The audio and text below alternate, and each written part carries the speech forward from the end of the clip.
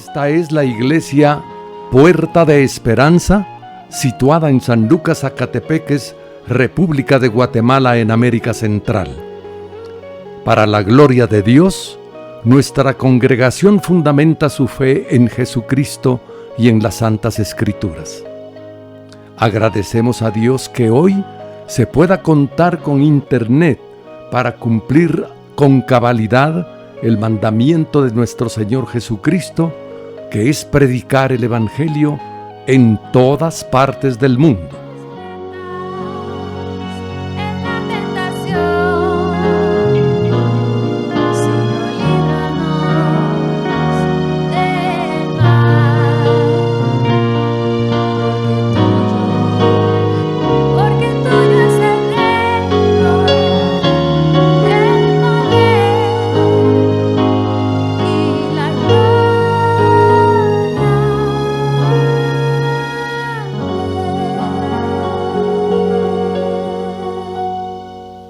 Con mucho agrado, ofrecemos hoy la prédica de nuestro pastor general, el licenciado Gustavo Adolfo Bonilla. Muy bien. Entonces, hermanos, hoy vamos a continuar con nuestro estudio del Evangelio de Marcos. En el capítulo 16 estamos viendo la resurrección de Jesucristo, del Señor. Y nos habíamos quedado en la semana pasada que en este momento los discípulos están en el día domingo, es el primer día de la semana, y las mujeres se habían preparado para llegar de madrugada ese domingo al sepulcro. Habían comprado las especias aromáticas para ir a ungir el cuerpo del Señor, y ellas tenían una preocupación de quién les iba a mover la piedra. Y muy de madrugada, dice, se levantaron. Entre ellas iba María Magdalena y la otra María, e iban otras mujeres. Y llegaron al sepulcro y su sorpresa fue grande cuando vieron que la piedra estaba removida.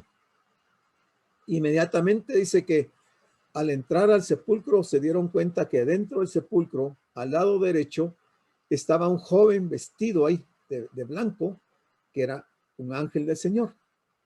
Cuando ellos vieron al ángel, se asustaron y entraron en temor, y el ángel les habló, les preguntó que a quién buscaban, y les dijo él que si buscaban a Cristo, que él ya había resucitado, y les dijo que observaran y que vieran que la tumba estaba vacía.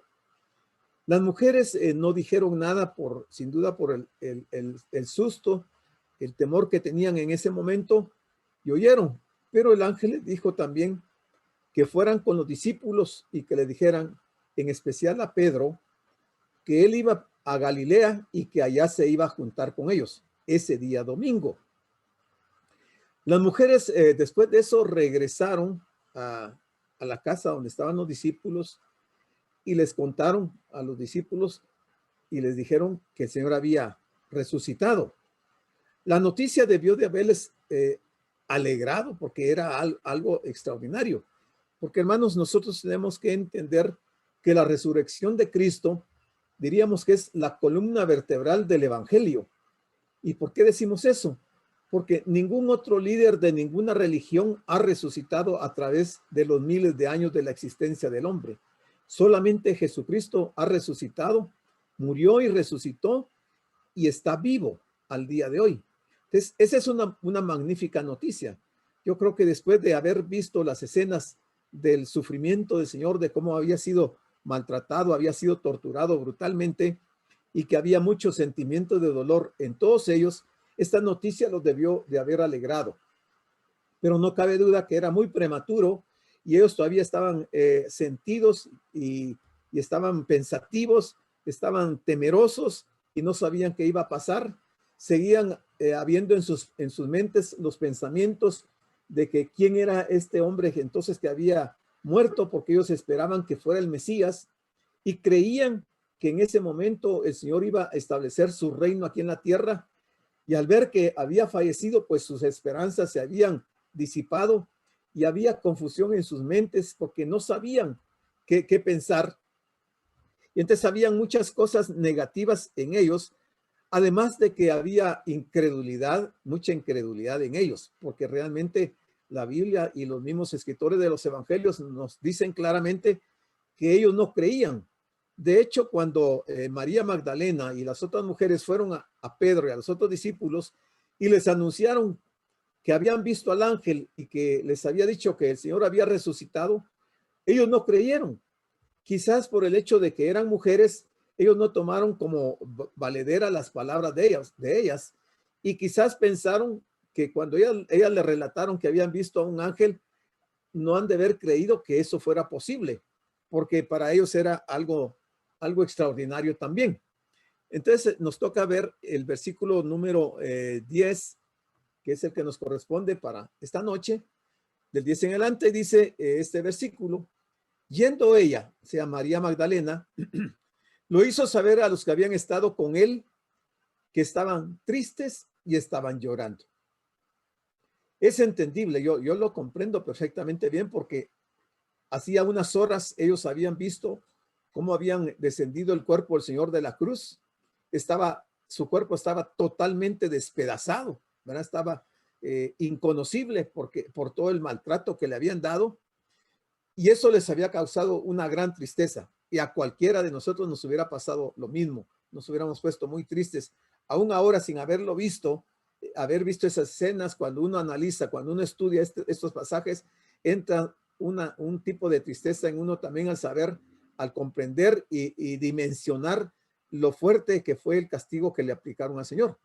Entonces, estaban muy tristes, estaban llorando, y en ese momento entra María Magdalena y les hace ese comentario de que el Señor ha resucitado.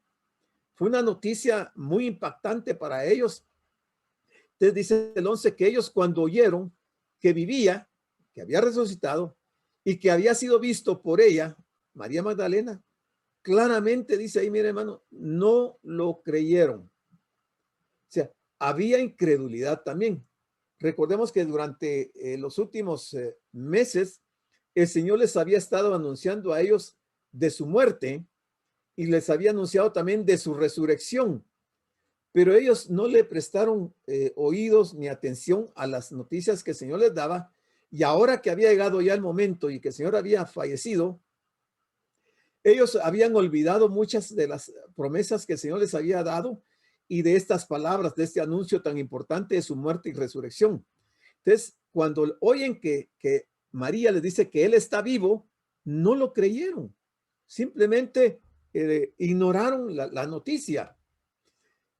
¿Por qué no creyeron a las mujeres cuando les anunciaron que Jesús había resucitado? Sería aquí la pregunta. Algunos han pensado que tratándose de mujeres, su testimonio no les inspiró confianza a ellos. Eso es lo que piensan algunos. Sin embargo, ocurrió lo mismo cuando más adelante dos que iban de camino, y eran aquellos discípulos del Señor que van a Emaús, que dice van de camino al campo, estuvieron con Jesús. O sea, el Señor se les aparece también resucitado. Y ellos al principio no lo distinguieron, no lo conocieron, no lo identificaron, hasta que el Señor entró a la casa donde ellos se iban a hospedar. Y cuando le invitaron a cenar, el Señor partió el pan, y cuando les dio el pan, entonces ellos vieron sus manos perforadas, y hasta en ese momento le reconocieron. Entonces estos discípulos también habían llegado o iban a llegar un poquito más tarde después de María para dar esa noticia también a los discípulos, porque habían caminado muchos kilómetros para llegar a su casa. Ellos de Jerusalén se estaban trasladando a Emaús, y ya llegaron de noche, porque dice que ya era tarde, al punto que ellos le dijeron al Señor que se quedara hospedado ahí porque ya era muy tarde, para que no siguiera su camino, pensando que era un peregrino. Y el Señor accedió a quedarse con ellos, y luego que comieron el pan y ellos vieron sus manos, regresaron en ese mismo momento, volvieron a caminar la misma cantidad de kilómetros para ir con los discípulos y darle la noticia de que habían visto al Señor resucitado. O sea, era una explosión tremenda de una noticia tan impactante que los discípulos tampoco a ellos les creyeron. Dice, cuando finalmente el Señor se apareció a los 11, tuvo que reprocharles. Mire, tuvo que reprocharles. ¿Qué le reprochó? Su incredulidad y dureza de corazón, porque no habían creído a los que le habían visto resucitado. Yo no sé si todos nosotros el día de hoy, hermanos, estamos conscientes, estamos bien seguros de que el Señor resucitó y de que Él está vivo. O si todavía en nuestras mentes está como la de los discípulos que iban a Emaús, que estamos dudando de que Él realmente haya resucitado. Pero la verdad es que hace 2000 años Él ya resucitó. Él está vivo y se manifestó y vimos la semana pasada a cuántas personas y cuántas veces por más de 40 días Él se estuvo apareciendo a muchas personas. En una ocasión se apareció a más de 500 personas. O sea, testimonios hay suficientes para entender y para estar seguros de que el Señor había resucitado. Bueno, siguiendo siempre en este versículo, dice, el problema de los discípulos era que no habían aceptado todavía ninguno de los anuncios que habían escuchado de Jesús en cuanto a la necesidad de su muerte y resurrección. No habían entendido los discípulos el significado de la muerte, que era una necesidad, pero imperante de que Él tenía que morir para que nosotros pudiéramos vivir. Pero que la muerte no lo iba a detener en el sepulcro, sino que Él se iba a levantar glorioso por el poder de Dios al tercer día, ya que ellos estaban esperando un Mesías que rompiera el dominio imperialista de los romanos por la fuerza. Esa era la mayor preocupación de ellos. Ellos estaban pensando con una mente muy material, muy humana, y pensando en que el Señor era el Mesías que los iba a liberar de la esclavitud de los romanos. Y esperaban un Mesías que muriera crucificado, o sea, esperar un Mesías que muriera crucificado quedaba definitivamente descalificado para ellos. O sea, para ellos eso no era lo que esperaban, lo que querían. No habían entendido realmente las escrituras. Esta fue la razón por la que Jesús había muerto y resucitado. Más tarde, Pablo escribe en Romanos 4:25, dice, el cual fue entregado por nuestras transgresiones y resucitado para nuestra justificación. Aquí hay algo interesante, hermanos, que vale la pena enfatizarlo. La resurrección de Jesucristo a nosotros nos representa la justificación. O sea, hemos sido justificados por su muerte, pero por su resurrección. Quiere decir que si Él no hubiera resucitado, nosotros no tendríamos ninguna justificación y estaríamos condenados a morir por nuestros pecados. Pero aquí Pablo está explicando la razón por qué el Señor murió y por qué resucitó, para nuestra justificación. Entonces, versículo 12 dice, pero después apareció en otra forma a dos de ellos que iban de camino yendo al campo, que es lo que acabamos de comentar. O sea, se apareció primero a María y a las otras mujeres, luego se apareció a los 11 ahí que estaban reunidos y ahora se aparece a estos dos que iban de camino yendo al campo. Y ellos no le reconocieron. Aquí uno puede pensar algunas cosas porque algunas personas tienen algunas opiniones. ¿Por qué ellos no le reconocieron? Bueno, ¿tenía esto algo que ver con que la apariencia de Jesús había cambiado después de su resurrección? Podría ser, pero la verdad es que al leer otros textos no fue esa la justificación. O era simplemente que el dolor que sentían les impedía reconocerle, o tampoco creían en la resurrección, porque vamos a ver un pasaje un poquito más adelante, el concepto teológico que ellos tenían con respecto a la resurrección. Aún hablaron directamente con el Señor del tema de la resurrección y el Señor les tuvo que aclarar. Entonces, ellos tenían una teología de la resurrección que no era exactamente lo que el Señor les estaba enseñando. Entonces, aquí esta es una forma de pensamiento de por qué ellos no habían creído. O tal vez la otra creencia se trataba tal vez de que iba vestido de una forma distinta que además no les dejaba ver su rostro. Podría ser que la vestidura que él hubiera llevado no dejaba que ellos vieran su rostro, por lo que no le reconocieron. Pero la respuesta nos la da Lucas en el capítulo 24, versículo 16. Dice, los ojos de ellos estaban velados para que no le conociesen. O sea, conocerlo quiere decir que su semblante, su apariencia era la misma, la que ellos habían conocido. Pero lo que estaba pasando es que los ojos de ellos estaban velados para que no le conocieran. Esto nos dice claramente aquí Lucas que la apariencia del Señor fue la misma. Cuando Él resucitó, no resucitó con un semblante, con una apariencia diferente a la que Él tenía cuando falleció. Porque si no, no dijera aquí que no le conociesen. Recordemos que muchos de los judíos que creían en la resurrección de los muertos la asociaban, oiga, muchos de los judíos la asociaban, incluso discípulos, con el final de los tiempos y el comienzo de un mundo nuevo. O sea, estaban pensando en el milenio. Ellos no estaban pensando en una resurrección inmediata. Y aquí lo vemos claramente en este pasaje. Cuando Marta lo expresó de esta manera, cuando Jesús le anunció que su hermano Lázaro iba a resucitar. Por supuesto que esta es una resurrección diferente a la del Señor.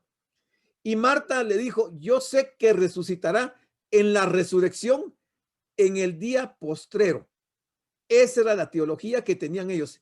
Y aquí lo está diciendo Marta, que era alguien que era de los discípulos del Señor. Eso está en Juan 11, 23 y 24. O sea, aquí están hablando de la resurrección de Lázaro, pero el Señor les estaba anunciando que Lázaro iba a resucitar físicamente en ese tiempo que él vivía. Pero Marta se va al otro extremo y piensa en la resurrección del día postrero, lo que decían las escrituras. Y así pensaban todos ellos. Los discípulos participaban de estos planteamientos teológicos. Así que la resurrección de Jesús fue algo totalmente inesperado para ellos por el momento en el que tuvo lugar. Nunca pensaron que las escrituras, muchas de las escrituras de diferentes profetas, estaban cumpliéndose en ese momento frente a sus ojos. Ellos estaban viendo ahí físicamente al Señor resucitado, literalmente. Entonces dice, si llegaron a creer en la resurrección de Jesús con una certidumbre absoluta, tal como se desprende de sus predicaciones y escritos, fue porque se trató de un hecho histórico, real, que ellos pudieron comprobar y así vencer toda resistencia inicial. O sea, les llevó algunos días, les llevó muchas experiencias para poder creer que realmente Jesús había resucitado. O sea, para ellos no fue fácil, no lo recibieron de primera instancia, no lo recibieron de los primeros testimonios que tuvieron, sino que aún el Señor se les había aparecido a ellos a los 11 y aún seguían incrédulos de que si eso era cierto. La resurrección de Jesús puso de manifiesto de forma concluyente que Él era el Hijo de Dios. Y Pablo nos dice también en Romanos 1:4, fue declarado Hijo de Dios con poder, según el Espíritu de Santidad, por la resurrección de entre los muertos. Fue declarado Hijo de Dios con poder, según el Espíritu de Santidad, por la resurrección de entre los muertos. Mire cuántos pasajes, y si nos pusiéramos a sacar todos estos pasajes, pasaríamos varios días analizando una serie de pasajes bíblicos que hablan de la resurrección. La resurrección es la prueba de que Dios ha aceptado el sacrificio de Jesús y de que el poder de Satanás, el poder de la muerte y el poder del pecado habían sido definitivamente vencidos para todos aquellos que confían en él, según Romanos 4:25. Luego dice 1 Corintios 15:20, hablando Pablo, mas ahora Cristo ha resucitado de los muertos, primicias de los que durmieron es hecho. ¿Mira? Primicias, fue el primero en resucitar a la vida eterna. Son primicias de los que durmieron, es hecho, dice. En Colosenses 1:18 dice Pablo, y Él es la cabeza del cuerpo que es la iglesia, el que es el principio, el primogénito de entre los muertos, para que en todo tenga preeminencia. Pedro nos dice en su primera carta, capítulo 1, versículo 3, bendito el Dios y Padre de nuestro Señor Jesucristo, que según su grande misericordia nos hizo renacer para una esperanza viva, una esperanza viva. ¿Cuál es la esperanza viva? Dice, por la resurrección de Jesucristo de los muertos. O sea, si Jesucristo resucitó, nuestra esperanza es que también nosotros vamos a resucitar. O sea que la resurrección de Jesús transforma también a los creyentes en su vida presente aquí en este mundo. Y mientras iban, dice, las mujeres a dar las nuevas a los discípulos, nos amplía Mateo 28, 9, dice, he aquí, Jesús les salió al encuentro. Mire, Marcos nos dice que ellas iban a dar el anuncio a los discípulos, pero Mateo nos dice que cuando ellos iban de camino, el Señor les salió al encuentro. El ángel les había dicho a las mujeres que le fueran a decir a Pedro y a los discípulos que los vería en Galilea. Ahora, antes de que ellas lleguen, dice que Jesús les salió al encuentro y les dice, salve. Y ellas, acercándose, abrazaron sus pies y le adoraron. Abrazaron sus pies, o sea, no era un espíritu. Sintieron, palparon sus pies y le adoraron. Podían abrazar sus pies porque su cuerpo era físico. Jesús no era un fantasma, según dice Mateo 14, 26. Lucas 24, 36 dice, mientras ellos aún hablaban de estas cosas, Jesús se puso en medio de ellos y les dijo, paz a vosotros. El 37. Entonces, espantados y atemorizados, pensaban que veían un espíritu. Mire cuántas experiencias tuvieron ellos y seguían con la duda de que si él había resucitado. El 38 dice, pero él les dijo, ¿por qué estáis turbados y vienen a vuestro corazón estos pensamientos?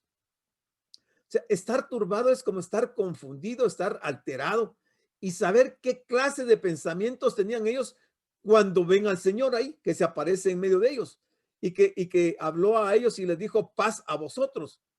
Entonces, lo que les pasó es que entran en turbación y tienen algunos pensamientos que no dice Mateo qué es lo que pensaron. En el 39, el Señor les sigue hablando y le dice, mirad mis manos, y les mostró las manos. Mirad mis pies, y se han descubierto sus pies, y obviamente ahí estaban las señales de los clavos. Y dice, que yo mismo soy, palpad y ved, porque un espíritu no tiene carne ni huesos, como veis que yo tengo. Y diciendo esto, les mostró las manos y los pies. O sea, hermanos, esto nos confirma que la resurrección de nosotros va a ser de la misma manera, con el cuerpo físico, porque dice carne y huesos. El Señor le dice que lo toquen, que lo palpen, que Él es carne y huesos, y un espíritu no tiene carne ni huesos. Y diciendo esto, les mostró las manos y los pies. Bueno, siguiendo con el relato de Marcos, en el versículo número 13 de este capítulo 16, nos dice Marcos lo siguiente. Ellos fueron y lo hicieron saber a los otros, o sea, hablando de los 11, fueron y lo hicieron saber a los otros y ni aún a ellos creyeron. Mire el grado de incredulidad. Primero fueron las mujeres, María y las otras mujeres, después los 11, ahora los otros discípulos y tampoco creen. O sea, había un ambiente de incredulidad tremendo en ellos. No podían aceptar una realidad tan impactante como la que ellos estaban observando. Versículo 14. Finalmente se apareció, dice, a los 11 mismos, otra vez, estando ellos sentados a la mesa, y le reprochó su incredulidad y dureza de corazón. Mire, nuevamente pareciera como que Marcos está contando la misma anécdota, pero es otra ocasión. Se apareció a los 11. Aquí yo les voy a pedir, hermanos, que pongamos mucha atención y consideremos esto. El Señor se apareció en este momento a los 11, no a más gente, a los 11. Estando ellos sentados a la mesa, le reprochó su incredulidad y dureza de corazón, porque no habían creído a los que le habían visto resucitado. Ahora, quedémonos con esta imagen. El Señor está ahí adentro en la habitación donde ellos están comiendo, porque están sentados a la mesa, cuando el Señor se les aparece a los 11, no a los 12, porque Judas ya se había matado, ya había muerto. Entonces se aparece a los 11. O sea, si habla de los 11, quiere decir que estaban todavía en el proceso de elegir al nuevo apóstol, a Matías, al que iban a escoger. Y entonces se aparece a ellos y aquí va a haber una conversación bien importante. Hay una conversación que la mayoría de iglesias la ha ignorado y la mayor parte del pueblo cristiano no ha reparado en esto y han cometido una serie de errores en su creencia, en su fe. Y han fallado en muchos aspectos y los vamos a ver. Mateo 17:16 dice, y lo he traído a tus discípulos. Vamos a regresar aquí un punto que me interesa resaltarlo. Este es el caso de aquel muchacho que estaba poseído de un demonio y que echaba espuma por la boca y que el padre lo lleva a los discípulos y los discípulos no pueden hacer nada por él. El Señor está en el monte y cuando él desciende al monte, finalmente sana a este muchacho. Pero este padre de familia le dice al Señor, lo he traído a tus discípulos, pero no le han podido sanar. 17:19. Viniendo entonces los discípulos a Jesús aparte, le dijeron, ¿por qué nosotros no pudimos echarlo fuera? No me estoy cambiando de tema. Estoy tal vez tratando de hilvanar un tema que tiene que ver mucho con lo que vamos a ver en los siguientes pasajes. Jesús les dijo, por vuestra poca fe, porque de cierto os digo que si tuvierais fe como un grano de mostaza, diréis a este monte, pásate de aquí a allá, y se pasará, y nada os será imposible. A veces uno toma las cosas aquí en un sentido totalmente diferente al lenguaje del Señor.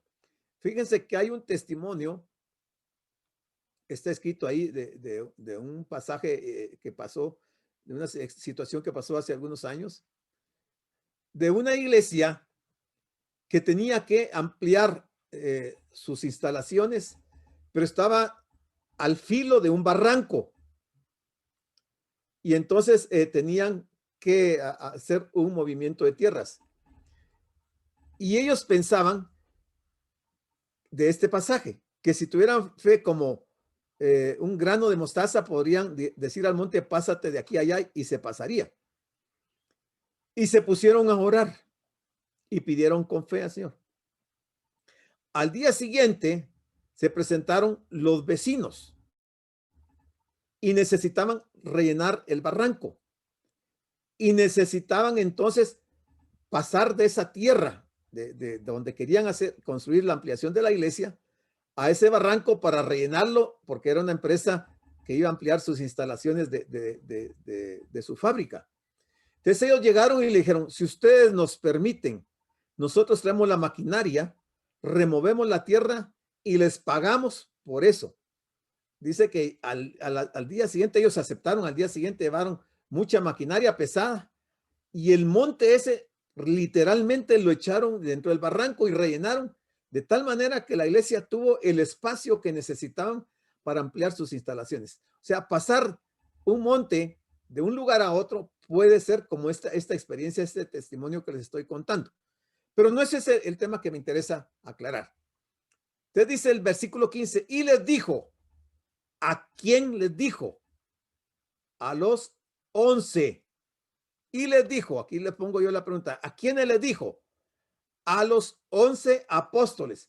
No se lo dijo a las mujeres, no se lo dijo al pueblo de Israel, se lo dijo a los 11.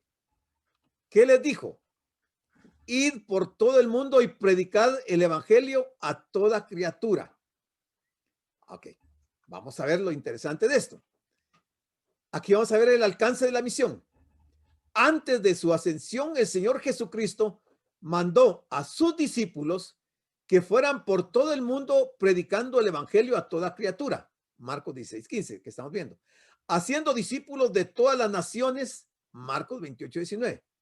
De hecho, detalló cuál había de ser la hoja de ruta que deberían seguir sus discípulos. En Hechos 1:8 dice, pero recibiréis poder cuando haya venido sobre vosotros el Espíritu Santo, y me seréis testigos en Jerusalén, en toda Judea, en Samaria y hasta lo último de la tierra. Está hablando a sus discípulos, pero van a ver lo interesante que tiene todos estos pasajes. No hay indicios de que Dios hubiera tenido la intención de que los israelitas viajaran a otras naciones para desafiar la adoración de otros dioses y para llamarles al arrepentimiento y a la fe en la simiente prometida a Abraham. En realidad, se esperaba que en el antiguo pacto las naciones fueran hasta Jerusalén y ahí visitaran el templo de Dios, no que fueran al Asia, al África. En este caso, no. Ellos tenían que ir a Samaria, ¿cómo se llama? A Jerusalén, y después dice hasta lo último de la tierra, pero para ellos era la región de Israel, para que pudieran llegar al templo de Dios. En el Asia, en el África, no iban a encontrar el templo de Dios. Entonces, aquí hay una limitación en cuanto a la instrucción de la Gran Comisión. Esto es algo que está profetizado y todavía no se ha cumplido. Isaías 2, del versículo 2 a 3. Acontecerá en lo postrero de los tiempos que será confirmado el monte de la casa de Jehová como cabeza de los montes, y será exaltado sobre los collados, y correrán a él todas las naciones, y vendrán muchos pueblos y dirán: venid y subamos al monte de Jehová, a la casa del Dios de Jacob, y nos enseñará sus caminos, y caminaremos por sus sendas, porque de Sión saldrá la ley, y de Jerusalén la palabra de Jehová. Entonces tenemos que ir haciendo una diferenciación entre las instrucciones dadas a los 11 y lo que es instruido a la iglesia, que son dos cosas totalmente diferentes, que por no comprenderlas o no hacer esta separación, caemos en muchos errores doctrinales. A partir del comienzo de su ministerio, encontramos a Jesús llevando el mensaje del reino de Dios a todas partes, incluyendo varios viajes por los países limítrofes con Israel. Lucas 4, 18 al 21. O sea, el mismo Señor se centró en predicar el evangelio del reino solamente en Israel. Y aquí lo vamos a ver un pasaje que él lo dice claramente. Y de la misma manera, cuando llamó a sus discípulos, lo hizo también con la intención de que ellos mismos llegaran a ser pescadores de hombres. Marcos 1:17. Es cierto que durante un periodo de su ministerio, tanto él como sus discípulos se limitaron de forma deliberada a las ovejas perdidas de la casa de Israel. Esto es importantísimo. Se limitaron tanto el Señor como los 11 a predicar el evangelio del reino a las ovejas perdidas de la casa de Israel. ¿Quiénes son las ovejas perdidas? Israel, no son los gentiles. Eso está en Mateo 16 y en Mateo 15:24. Pero con esto nunca quiso decir que no tuviera interés o que excluyera definitivamente al resto del mundo. O sea, aquí hay que segregar las diferentes etapas y las instrucciones que el Señor está dando con respecto al mensaje del evangelio y cuáles son las características para cada uno de los grupos. ¿Qué es lo que el Señor está delegando en cada uno de los grupos para no caer en semejantes errores como hemos caído la iglesia del día de hoy? Y lo vamos a seguir aclarando. Cuando Jesús visitó la región pagana de Decápolis, al otro lado del mar de Galilea, liberó a un endemoniado que estaba poseído por una legión de demonios y después de eso lo envió como el primer misionero. Mire el cambio que se da aquí, importante. El primer misionero entre los gentiles. ¿Y qué le dijo el Señor? Le dijo: vete a tu casa, a los tuyos, y cuéntales cuán grandes cosas el Señor ha hecho contigo y cómo ha tenido misericordia de ti. Hermanos, el mensaje es clarísimo. Yo no sé si usted lo está viendo, pero el mensaje para los gentiles es llevar el testimonio, llevar el evangelio y contar de las grandes cosas que el Señor ha hecho con nosotros y cómo ha tenido misericordia de nosotros.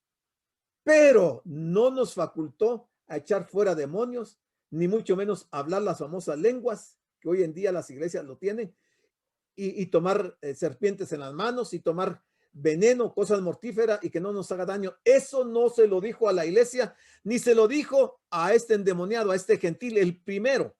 Le dijo, vete a tu casa, a los tuyos y cuéntales cuán grandes cosas el Señor ha hecho contigo. Era necesario dar prioridad a la nación judía, pero su persistente rechazo de los judíos hizo que finalmente fueran desechados los judíos. Y dice entonces Marcos 12:9, ¿qué pues hará el Señor de la viña? Vendrá, está hablando de la segunda venida, y destruirá a los labradores y dará su viña a otros,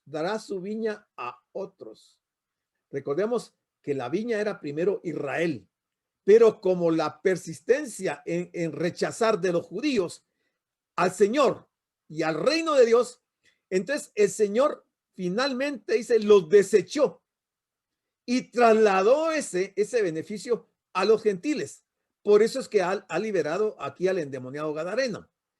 Jesús señaló el final del monopolio del pueblo judío sobre la viña de Dios. Esto es importante, hermanos.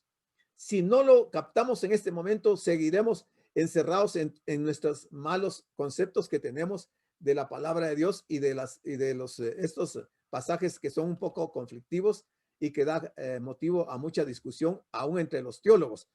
Te dice el versículo 16. Él está hablando a los 11, no perdamos de vista. El que creyere y fuere bautizado será salvo, mas el que no creyere será condenado. ¿A quién se lo está diciendo? ¿A todo el pueblo de Israel? No. ¿Se lo está diciendo a los gentiles? No. ¿A quién se lo está diciendo? A los 11. Porque ellos no estaban creyendo. ¿Se fijaron cuántos versículos vimos de que ellos no creían de la resurrección del Señor? Estaban cerrados en una incredulidad tremenda. Pues eso los apóstoles. Pero el pueblo de Israel, el resto del pueblo de Israel, la gran mayoría, ellos están totalmente desconectados de todo este escenario. Entonces, como los discípulos no creían, le dice a los 11, el que creyere de los 11 y fuere bautizado será salvo, mas el que no creyere será condenado. Aquí vamos a empezar a desglosar un poco más este tema. El mandamiento fue dado a los discípulos que habían estado con Jesús y que habían sido testigos de su muerte y resurrección. Esto es importante, esto es bien básico. Los testigos tenían que haber sido testigos de su muerte y de su resurrección. Haber estado en el ministerio del Señor durante los 3 años de su ministerio. Y ese requisito solo lo cumplían los 11. A ellos les está diciendo que el que creyere y fuere bautizado será salvo, y luego les va a dar las señales a estos 11 que estuvieron los 3 años con el Señor y que eran testigos oculares de su muerte y su resurrección, lo que los constituía en testigos fidedignos de las verdades que anunciaban. Incluso cuando usted lee el libro de los Hechos, cuando escogen a Matías, dice, escojamos a uno que haya estado desde el principio con el Señor y que haya estado en su muerte y su resurrección.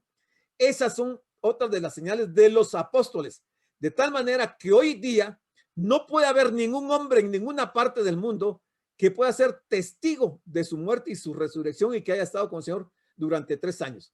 Esos no son los apóstoles que habla la Biblia. Aquí solo está hablando de este grupo de los 11 que después se amplía con Pablo, que Pablo no llega a ser apóstol del Cordero, pero sí un apóstol para los gentiles. Pero aquí estamos ya viendo cosas bien interesantes, bien importantes, y que probablemente esto les va a causar a ustedes duda, pero yo les tengo que decir la verdad. ¿Quiénes son los encargados de llevar a cabo la misión de evangelizar el día de hoy? Bueno, todos los cristianos. Ya no solo los 11, ahora todos los cristianos. Cuando pensamos en esto, nos damos cuenta del inmenso privilegio que Dios ha dado a su iglesia. Él ha decidido enviar a sus seguidores a ser discípulos, no a hacer señales, sino que a ser discípulos a todas las naciones. Esto quiere decir que Dios no llama a las personas directamente desde el cielo. A usted, a mí y a todas las gentes que nos han antecedido durante estos 2000 años, a nadie el Señor los llamó desde el cielo. Nos ha llamado por medio de un discipulado, por medio de otro hombre, otra mujer, quienes nos discipularon y nos hablaron del evangelio. No es que el Señor tenga que aparecerse desde el cielo y hablarnos en una forma sobrenatural. Dice, ni siquiera a través de ningún ángel, sino por medio de sus redimidos. Por lo tanto, el aceptar o rechazar a un predicador del evangelio implica necesariamente aceptar o rechazar a Dios mismo. Esto es delicado. Jesús lo dijo en Lucas 10:16. El que a vosotros oye, a mí me oye. Y el que a vosotros desecha, a mí me desecha. Y el que me desecha a mí, desecha al que me envió. O sea, todos los que se están convirtiendo en estos tiempos, en estos últimos 2000 años, será porque nosotros les llevamos el evangelio. Si aceptan la predicación o el anuncio del evangelio que les damos, ellos están aceptando al Señor. Pero si lo rechazan, no solamente están rechazando al Señor, sino que están desechando al Padre. O sea, el día de hoy el Señor está llamando a muchos por medio de ustedes y por mi medio, para que vengan al reino de Dios. Si nos desechan, ya se perdió todo. 17 dice, y estas señales seguirán a los que creen. ¿A quiénes les está hablando? A los 11. Son para ellos las señales. Y vamos a ver algunos aspectos interesantes de las señales. Dice, en mi nombre echarán fuera demonios, hablarán nuevas lenguas, pero me voy a tener aquí, voy a hacer algunas aclaraciones. Dios hace milagros hasta hoy, porque Dios es soberano, Él es todopoderoso. Y la Biblia dice que Jesucristo es el mismo de ayer, de hoy y por los siglos. Él puede hacer milagros, pero Él, no nosotros. Él ha hecho milagros en el pasado y todavía hace milagros en nuestros días. Todas las señales son milagros, pero no todos los milagros son señales. La Escritura menciona dos diferentes tipos de señales. Y póngale atención. Primero, hay señales en la Biblia que son indicios, muestras o representaciones de algo. Estas señales sirven como testigos de otra cosa. Lo vamos a aclarar. Vemos esta definición de señales en la primera mención de la palabra en la Biblia. Y aquí está. Dijo luego Dios, hay lumbreras en la expansión de los cielos para separar el día de la noche y sirvan de señales para las estaciones, para días y años. Génesis 1:14. ¿Qué estaba diciendo aquí Dios? Las lumbreras del segundo cielo sirven de señales porque señalan, o sea, marcan, indican, muestran el cambio de días, cambio de meses, cambio de estaciones y cambio de años. Estas son señales de este tipo que estamos diciendo aquí, de las señales que son testigos, ¿verdad? De este tipo de señales testigas. Entonces, ya vimos esta parte de las lumbreras, pero veamos otros ejemplos. El arco iris sirve de señal del pacto de Noé. Génesis 9:12-17. La circuncisión es la señal del pacto de Abraham. Génesis 17:9. Señales de testigos. El día de reposo sirve como señal del pacto de Moisés, el pacto que Dios hizo con la nación de Israel, Éxodo 32:12. Se podría pensar en estas señales como el anillo que una pareja usa después de casarse. Es una señal de su matrimonio. El Señor Jesucristo, óigalo, es inmutable. Él es inmutable, quiere decir que no cambia nunca. Sin embargo, tenemos que desglosar esa inmutabilidad del Señor. Cuando se trata de las señales, no de la persona del Señor, sino que de las señales, prodigios y milagros en la iglesia de hoy, el asunto no tiene que ver con el hecho de que Dios no cambia, sino su trato con los hombres. O sea, Dios es inmutable en su naturaleza, pero en su trato con los hombres, Él sí cambia a través de los siglos. Entonces, ¿trata Dios? La pregunta aquí podría ser, ¿trata Dios con los hombres de la misma manera siempre? Obviamente que no. Él no ha tratado con el hombre de la misma forma.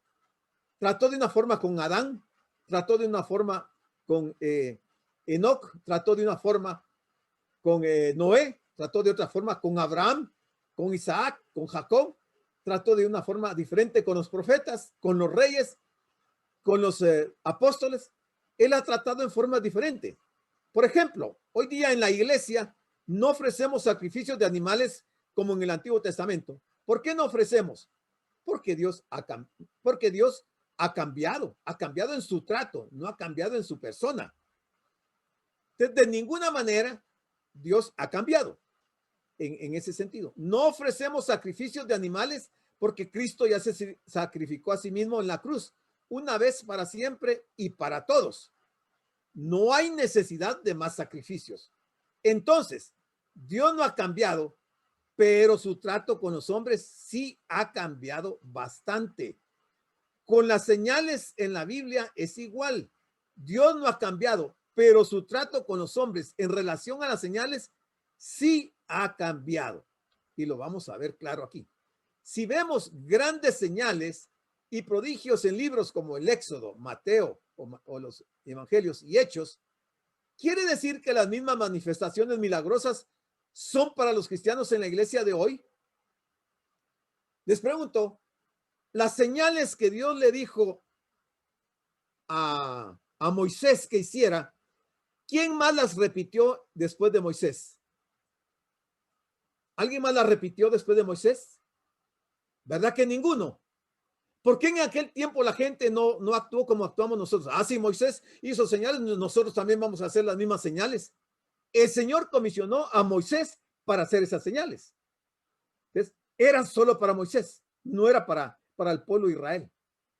Entonces, sigamos viendo. El otro tipo de señales en la Biblia es el de las señales de confirmación. O sea, están las de testigo y las de confirmación. Aquí en pongámosle atención también. Estas señales son las que Pablo menciona en su segunda epístola a los Corintios. Con todo, las señales de apóstol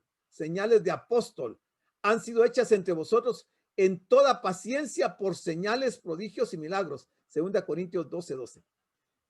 Esas señales son de apóstol, las que hizo Pablo, las que hizo Pedro, las que hizo Juan. Son señales de apóstol, pero ya vimos que no hay más apóstoles después de Pablo. Ya no hubieron más apóstoles. ¿Cuántos apóstoles dice la historia que han habido en estos últimos 2000 años después de Pablo? Ninguno. Solo los falsos apóstoles que se han proclamado ellos mismos falsos apóstoles, pero son falsos porque no estuvieron con el Señor los 3 años. No son testigos oculares de su muerte ni testigos oculares de su resurrección. Entonces ya no hay apóstoles. Y entonces el Señor se dirigió a los 11 y les está dando esas instrucciones.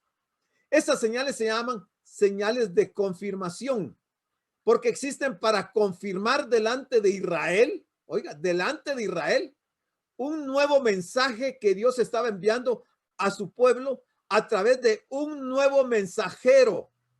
Y aquí vamos a señalar cuáles son esos mensajeros. Como por ejemplo, el mensaje del cambio del pacto durante los ministerios de Moisés y Cristo. Estos son los dos grandes mensajeros que Dios ha levantado. Moisés el primero y Cristo el segundo. Pero no solo se quedó en Moisés y Cristo. El problema es que hay gente en la iglesia aplicando a los cristianos lo que Dios les escribió y dio a los judíos. Las señales de confirmación se mencionan por primera vez en la Biblia en Éxodo capítulo número 4. Dios envió a Moisés con un mensaje para Israel, no para los gentiles, su pueblo escogido que estaba en esclavitud en Egipto. Y él respondió, Dios, ve porque yo estaré contigo y esto te será por señal de que yo te he enviado. Cuando hayas sacado de Egipto al pueblo, serviréis a Dios sobre este monte. Éxodo 3:12. Dios estaba enviando un mensaje nuevo y el mensaje de un nuevo pacto, el de Moisés, o sea, la ley, a Israel a través de un nuevo mensajero que era Moisés. Entonces Moisés respondió diciendo, he aquí que ellos aquí son el pueblo de Israel. Ellos no me creerán ni oirán mi voz porque dirán, no te apareció Jehová. Éxodo 4:1. El propósito de las señales de confirmación eran para confirmar que el mensaje y el mensajero que Dios estaba enviando a Israel eran realmente enviados por él. El 29 dice, y fueron Moisés y Aarón y reunieron a todos los ancianos de los hijos de Israel. Todos los ancianos de los hijos de Israel, ni un gentil. Y habló a Aarón acerca de todas las cosas que Jehová había dicho a Moisés, e hizo las señales delante de los ojos del pueblo, el pueblo de Israel, no gentiles. Y el pueblo creyó. Y oyendo que Jehová había visitado a los hijos de Israel y que había visto su aflicción, se inclinaron y adoraron. Esta es la primera mención que se hace de las señales de este tipo. Las señales en la Biblia eran para confirmar el nuevo mensaje de Dios a través de un nuevo mensajero de Dios, delante del pueblo escogido de Dios, Israel, otra vez Israel. Por lo tanto, son únicamente para la nación de Israel, no para nadie más. No son para los gentiles, no son para las otras naciones del mundo, ni para los cristianos en la iglesia. Son para Israel y punto. Solo para Israel. Solo Israel fue tomada y formada con pruebas, con señales y con milagros. Nadie más fue tomado y formado así, nunca. Solo a los judíos se le dieron las señales de confirmación. Moisés fue enviado con su mensaje y sus señales eran únicamente a la nación de Israel. Jesucristo, su mensaje y sus señales eran únicamente para los judíos, no para los gentiles y mucho menos para los cristianos que no existían en aquel entonces. Versículo 18. Dice el 18, y ahí nos vamos a quedar. Tomarán en las manos serpientes y si bebieren cosa mortífera no les hará daño. Sobre los enfermos pondrán sus manos y sanarán. Todo esto se lo está diciendo a los 11. No se lo está diciendo a la iglesia. Ni existía la iglesia en ese momento. Estas son instrucciones únicas y exclusivas para los 11. Es como que si quisiéramos también tomar las señales de Moisés y empezar a querer hacer señales dentro de la iglesia de las que Moisés hizo. Eran en aquel caso solo para Moisés. Estas fueron, el Señor primero dio esas señales, las manifestó y luego le trasladó al tercer grupo de mensajeros, los genuinos apóstoles. O sea, en orden está Moisés, Jesucristo y los apóstoles. De ahí no hay ningún otro grupo que pueda decir que va a echar fuera demonios, que van a hablar nuevas lenguas, que van a tomar en las manos serpientes, que si toman cosa mortífera no les va a hacer daño y que sobre los enfermos pondrán sus manos y sanarán. Eso no es para la iglesia. Yo sé que esto les está chocando a ustedes y no estarán de acuerdo conmigo, pero vamos a tener un estudio después de Evangelio de Marcos sobre este tema de señales, milagros y prodigios y les vamos a dar una información interesante de las cuales yo ya les estoy anticipando algo. Termino hasta acá y les dejo el tiempo para si tienen alguna pregunta. Damos las gracias por su atención a la prédica del pastor general licenciado Gustavo Adolfo Bonilla e invitamos a la prédica del próximo domingo a esta misma hora.